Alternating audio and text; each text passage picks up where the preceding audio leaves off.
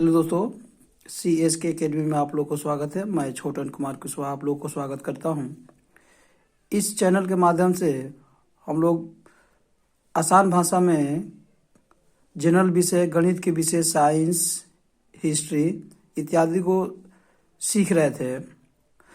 तो हम लोग इसमें मैथ के शुरू किए थे। आज हिस्ट्री का जो कक्षा 10 का ऑब्जेक्टिव क्वेश्चन है उसको मैं आप लोगों के सामने ला रहा हूँ। यह कक्षा 10 के साथ साथ सभी प्रतियोगी परीक्षा के लिए अति आवश्यक है। देखिए, वीडियो अच्छा लग रहा है ना तो लाइक कीजिए, कमेंट कीजिए और चैनल को सब्सक्राइब जरूर कीजिएगा, क्योंकि इतिहास के सभी ऑब्जेक्टिव क्वेश्चन, बिहार बोर्ड से संबंधित जितना भी मॉडल सेट है सब इस चैनल के माध्यम से आप लोग को दिया जाएगा। आइए शुरू करते हैं इतिहास का। जो पहला चैप्टर है यूरोप में राष्ट्रवाद। तो राष्ट्रवाद का मतलब होता है अपने देश के प्रति सोचना, देश से प्यार करना, देश हित में काम करना, राष्ट्रवाद होता है। और यूरोप में राष्ट्रवाद के बारे में पढ़ना है। इसका एक नंबरिया की तरफ चलते हैं हम लोग। पहला जो क्वेश्चन है कि इटली एवं जर्मनी वर्तमान में किस महादेश में आते हैं, तो ये यूरोप में आते हैं। फ्रांस में किस शासक वंश की पुनर्स्थापना वियना कांग्रेस के द्वारा की गई थी, तो वो है बूर्बो वंश। मेजनी का संबंध किस संगठन से था, तो कार्बोनरी संगठन से था। इटली एवं जर्मनी के एकीकरण के विरुद्ध निम्न में कौन था, तो ऑस्ट्रिया था। काउंट काबूर को विक्टर एमानुएल ने किस पद पर नियुक्त किया था, तो प्रधानमंत्री पद पर नियुक्त किया था। गैरीबाल्डी पेशे से क्या था, तो नाविक था, नाव चलाने वाला। उसके बाद जो क्वेश्चन है जर्मन राइन राज्य का निर्माण किसने कराया था, नेपोलियन बोनापार्ट ने कराया था। 8 नंबर जो क्वेश्चन है जालवेरिन कैसी संस्था थी, तो व्यापारियों की संस्था थी जालवेरिन। रक्त और लौ की नीति का अवलंबन किसने किया था, तो बिस्मार्क ने किया था। फ्रैंकफर्ट की संधि कब हुई थी, तो 10 मई 1871 ईस्वी को हुई थी। यूरोप वासियों के लिए किस देश का साहित्य एवं ज्ञान विज्ञान प्रेरणा स्रोत रहा, तो यूनान का। 1829 ईस्वी का एड्रियानोपल की संधि किस देश के साथ हुई, तो तुर्की और रूस के बीच 1829 के एड्रियानोपल की संधि हुई थी। उसके बाद जो एक नंबरिया भरने वाला जो क्वेश्चन है इसमें किस युद्ध में ही एक महाशक्ति का पतन पर दूसरी यूरोपीय महाशक्ति जर्मन का जन्म हुआ, तो सेडान के युद्ध में। सेडान का युद्ध ऑस्ट्रिया और प्रासा के बीच हुआ था। 1848 ईस्वी की फ्रांसीसी क्रांति ने पुरातन युग को क्या कर दिया था, समाप्त कर दिया था। वेटिकन सिटी के राजमहल जहां पोप रहते थे वे इटली के संघर्ष से बचा रहा। यूनान को एक स्वतंत्र राष्ट्र घोषित करने के लिए बवेरिया के शासक ओटो को वहां का राजा घोषित किया गया था। हंगरी की राजधानी क्या है, तो बुडापेस्ट है। अब इसको मिलान वाले जो टॉपिक है इसमें हम लोग चलते हैं। तो मेजनी का संबंध किससे है, तो यहाँ पे इटली से है। हीगल का संबंध है दार्शनिक से। बिस्मार्क का संबंध किससे है, तो जर्मन चांसलर से। और विक्टर एमानुएल का संबंध है राजनीतिज्ञ से। वियना सम्मेलन 1815, मेटरनिक का पतन 1848, इटली का एकीकरण 1871 और सेडान का युद्ध 1870 ईस्वी में हुआ था। उसके बाद यहाँ पे मिलान करने वाला जो तीसरा टॉपिक है कोसुत का संबंध है, तो हंगरियन राष्ट्रवादी नेता से। एड्रियानोपल की संधि 1829 ईस्वी में। यूनान की स्वतंत्रता तो ये हुआ 1832 में। और पोलैंड का आंदोलन 1863 ईस्वी में हुआ था। और जो क्वेश्चन इसमें बार बार पूछा जाता है राष्ट्रवाद क्या है, तो अपने राष्ट्र के प्रति प्यार करना, राष्ट्र के बारे में सोचना राष्ट्रवाद होता है। आगे चलते हैं 2 नंबर जो चैप्टर है वो है समाजवाद एवं साम्यवाद। तो समाजवाद का मतलब होता है दोस्तों समाज में सभी व्यक्तियों को साथ लेके चलना। और साम्यवाद का मतलब होता है कि उत्पादन के सभी साधनों पर सरकार का अधिकार हो। अब इसके एक नंबरिया पे हम लोग सीखना है। इसमें जो टॉपिक है हम लोग को सीखना है रूस में दास प्रथा का अंत कब हुआ था, तो 1861 ईस्वी में। रूस में जार का अर्थ क्या होता है, तो रूस का सम्राट होता है दोस्तों। रूस में जार का अर्थ रूस का सम्राट होता है। कार्ल मार्क्स का जन्म कहाँ हुआ था, तो जर्मनी में हुआ था। उसके बाद है साम्यवादी शासन का पहला प्रयोग कहाँ हुआ था, तो रूस में। उसके बाद जो क्वेश्चन है यूटोपियन समाजवादी कौन नहीं था, तो कार्ल मार्क्स नहीं था। वार एंड पीस किसकी रचना है, तो टॉलस्टॉय की रचना है। बोल्शेविक क्रांति कब हुई, नवंबर 1917 ईस्वी को। आगे बढ़ते हैं क्वेश्चन नंबर 8 में, लाल सेना का गठन किसने किया था, तो लाल सेना का गठन ट्रोट्स्की ने किया था। उसके बाद है लेनिन की मृत्यु कब हुई थी, 1924 ईस्वी के।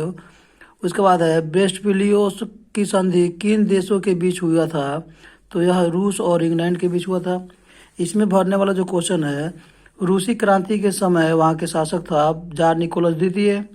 बोल्शेविक क्रांति का नेतृत्व लेनिन ने किया था। नई आर्थिक नीति 1921 ईस्वी को लागू किया गया था। रॉबर्ट ओवन ग्रेट कहाँ का निवासी था, ग्रेट ब्रिटेन का। वैज्ञानिक समाजवाद का जनक यूटोपियनों को कहा जाता है। चलते हैं 3 नंबर चैप्टर की तरफ। 3 नंबर जो हमारा चैप्टर है ये है हिंद चीन में राष्ट्रवादी आंदोलन, इकाई 3 है। तो हिंद चीन का मतलब होता है जहाँ हिंदुस्तान और चाइना का अधिकार हो वहाँ हिंद चीन होता है। इसमें 3 देश मुख्य रूप से आते हैं हिंद चीन में, वियतनाम, लाओस और कंबोडिया। वियतनाम लाओस पर चाइना का अधिकार और कंबोडिया पर लाओस का अधिकार था। चलते हैं इसके 1 नंबर क्वेश्चन की ओर। जो 1 नंबर क्वेश्चन है, हिंद चीन क्षेत्र में कौन से देश आते हैं, तो हिंद चीन क्षेत्र में कंबोडिया, वियतनाम और लाओस आता है। अंकोर वाट का मंदिर कहाँ है, तो कंबोडिया में है। हिंद चीन पहुंचने वाला प्रथम व्यापारी कौन था, तो पुर्तगाली था।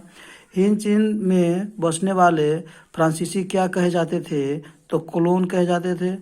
नरोत्तम सिहानुक कहाँ के शासक थे, तो कंबोडिया के शासक थे।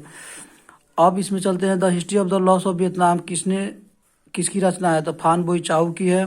मार्च 1946 में फ्रांस और वियतनाम के बीच होने वाले समझौता किस नाम से जाना जाता है, तो हनोई समझौता के नाम से। किस प्रसिद्ध दार्शनिक ने एक अदालत लगाकर अमेरिका को वियतनाम युद्ध के लिए दोषी करार दिया था, तो रसेल ने दिया था। उसके बाद जो है क्वेश्चन है हिंद चीन क्षेत्र में अंतिम युद्ध समाप्ति के समय अमेरिका के राष्ट्रपति कौन थे, तो जॉर्ज निक्सन। हुआ आंदोलन किस प्रवृत्ति का था, तो क्रांतिकारी और धार्मिक प्रवृत्ति का था। 12वीं शताब्दी के, चलिए इसमें 1 नंबर भरने वाला जो हमारा क्वेश्चन है, 12वीं शताब्दी में राजा सूर्यवर्मा द्वितीय ने अंकोर वाट का मंदिर का निर्माण कराया था। उसके बाद है कौन समझौता ने पूरे वियतनाम को 2 हिस्से में बांट दिया, जेनेवा समझौता। हो चिन मिन का दूसरा नाम क्या था, न्यूगन आई कयोट होता है, न्यूगन आई कयोट। उसके बाद है दिएन बिएन फू के युद्ध में बुरी तरह से कौन हारा, तो फ्रांस हारा। अनामी दल का संस्थापक जुनगोइन आई था। देखिए दोस्तों 4 नंबर जो चैप्टर है वह है भारत में राष्ट्रवाद। तो राष्ट्रवाद मतलब अभी मैंने बताया कि राष्ट्र से प्यार करना, राष्ट्र के बारे में सोचना, राष्ट्र के हित में काम करना राष्ट्रवाद होता है। राष्ट्रवाद का मतलब ये सिर्फ यही नहीं होता है कि सीमा पर जाके गोली चलाना। राष्ट्रवाद का मतलब ये भी होता है अपने आसपास के उन सभी लोगों पर नजर रखना जो देश के खिलाफ कोई काम कर रहे हैं, और वही एक नया पीढ़ी को करना है जिससे हमारा राष्ट्रवाद क्या होगा, सुधरेगा। चलिए तो भारत में राष्ट्रवाद इकाई 4 है, इसके तरफ हम लोग चलते हैं। तो ये जो इसका पहला क्वेश्चन है, गदर पार्टी की स्थापना किसने और कब की, तो लाला हरदयाल ने 1913 ईस्वी में किए थे। उसके बाद जो क्वेश्चन है जालियांवाला बाग हत्याकांड किस तिथि को हुई, 13 अप्रैल 1919 ईस्वी को। देखिए इसके बारे में मुझे पूरा जानकारी है, लेकिन कंडीशन क्या है कि अगर एक ही चीज़ को बारे में डीप जानकारी देते रहे तो वीडियो बहुत लंबा हो जाएगा। तो इसमें हम क्या कर रहे हैं, आप जो 1 नंबर वाला क्वेश्चन है इसको सीख लेते हैं। लखनऊ समझौता किस वर्ष हुआ, 1916 में। इसी समझौता में राजकुमार शुक्ला ने गांधी जी को न्योता दिए थे चंपारण आने के लिए और नीलाहा खेती 3 कठिया प्रणाली को समाप्त करने के लिए विरुद्ध में काम करने के लिए, जो अंग्रेजों के द्वारा अत्याचार किया जा रहा था विशेषकर चंपारण के किसानों को। ऐसे बिहार और बंगाल में भी ये घटना हुआ था। असहयोग आंदोलन का प्रस्ताव कांग्रेस के किस अधिवेशन में पारित हुआ था, तो सितंबर 1920 कलकत्ता के अधिवेशन में। भारत में खिलाफत आंदोलन कब और किस देश के शासक के समर्थन में शुरू हुआ था, तो देखिए तुर्की 1920, वहाँ पे मुसलमानों को तड़पाया जा रहा था ब्रिटिश सरकार के द्वारा। तो भारत के मुसलमानों ने उसके लिए आंदोलन किए थे। सविनय अवज्ञा आंदोलन कब और किस यात्रा शुरू हुआ था? तो यह दांडी यात्रा 1930 से शुरू हुआ था। पूर्ण स्वराज के मांग का प्रस्ताव कांग्रेस के किस वार्षिक अधिवेशन में पारित हुआ था? तो यह पारित हुआ था लाहौर 31 दिसंबर 1929 ईस्वी में। वो हमारा राष्ट्रीय स्वयंसेवक संघ का स्थापना कब और किसने किया था? तो 1925 ईस्वी में के.बी. हेडगेवार ने किया था, जिसको आरएसएस भी कहा जाता है। आरएसएस का पूरा नाम है राष्ट्रीय स्वयंसेवक संघ।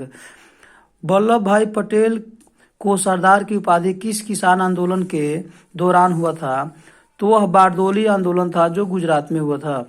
रंपा विद्रोह 1916 ईस्वी में हुआ था। चलिए, अब इसे भरने वाला जो क्वेश्चन है इसमें है बाल गंगाधर तिलक और एनी बेसेंट ने होम रूल लीग आंदोलन की शुरुआत की।